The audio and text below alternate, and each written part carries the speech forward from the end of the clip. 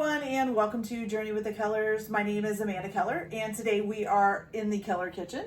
So today we are going to be making something from the Horror Movie Night cookbook. Today's recipe is coming from the Blair Witch Project from 1999. It's called Creepy Cairns, okay? All right, so this is actually a fairly easy recipe to make. The first thing that you are going to want to do is chop up one yellow onion very thinly. So slice it, not chop it. So slice it very thinly. So I've done that here. You're also going to need how big is this? 18-ounce tube of polenta. And you're just going to cut that polenta into about 1-inch rounds, okay? And have those ready to go. Okay, once you've done that, basically all you're going to do, now it does say to just use one pan for this, so it says to start out by cooking the polenta in the one pan, having your oven on warm, and then once they're done cooking, to go ahead and stick them in the oven and then cook the onions in the same pan. I'm not going to do that just because that's a little bit more time consuming, and this would be much easier if you use two separate pans. So it's up to you guys if you want to do that, okay? So if you want to cook the polenta first, then put it in a warm oven that's at about 175 to 200 degrees, and then cook the onions in the same pan, feel free to do that, okay? So what you're going to do, first of all, you're going to go ahead and melt 3 tablespoons of butter into your pan. Now, if you're doing these at the same time, you'll want to heat 3 tablespoons in each pan. You are going to need 6 tablespoons altogether, okay? So you put 3 tablespoons of butter in your pan, and you're just going to lay your polenta rounds down in there, and you're just going to cook them for about 5 minutes per side until they're brown on each side, okay?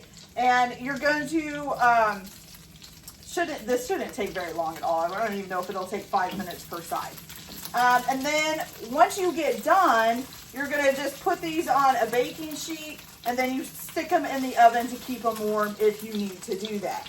I am, like I said, doing the onions at the same time. So if you're going to do the onions at the same time, again, you need another 3 tablespoons of butter in another pan.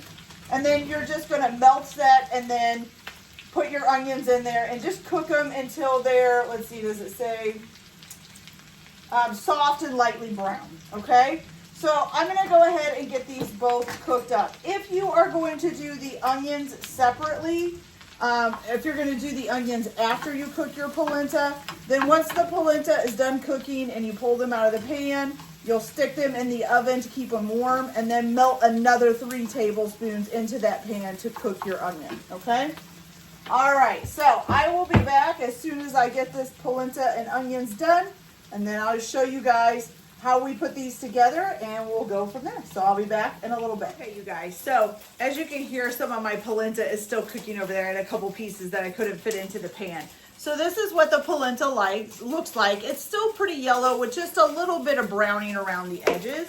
And then I have my onions right here, and I think I let my onions brown just a little bit too much, but that's okay. We're not gonna worry too much about it. Okay, so once you've got your polenta and your onions done, you're going to need, it says 4 ounces of a smooth Gournay, Gournay. I think that's Gournay cheese. And it gives an example of like a boursin, which is Boursin. Now, I did happen to find some boursin at the store. This is a garlic and herb, I think is what it's called. And so you're just going to cut that up into little pads of cheese that are going to fit on your polenta, okay? So you're going to put a little thing of cheese on each one here. Ooh, that one's kind of big. Might need to cut that one in half. And I will tell you, this boursin, at least, it kind of stays behind on your fingers. It's a little bit crumbly. It smells good, though, so that's a good thing. So you're going to try to put about the equal amount of cheese onto each slice. That's a tiny slice, so we'll give that a little bit smaller cheese. Okay. And then once you get the cheese on all of them, you're just going to put a little bit of onion. Same thing. You want about the same amount of onions on each one. I don't know how much I need to do this. I need to wash my hands. I need to do this with my right hand, not my left.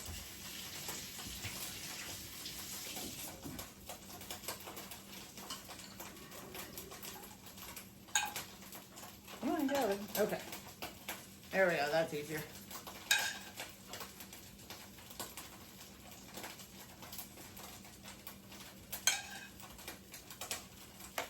Cheese is falling into that one. Okay, so you're just gonna get about equal amount of cheese, and I am saving some for the couple of pieces that are still cooking over there.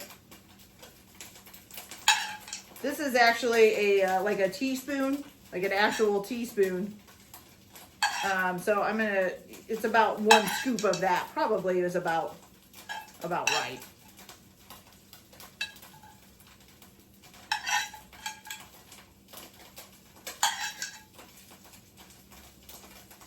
Okay. All right, you guys. So here they are, nice and done. They look actually pretty good, to be honest with you. All right, so let's give one of these a try, see what it tastes like. Here we go.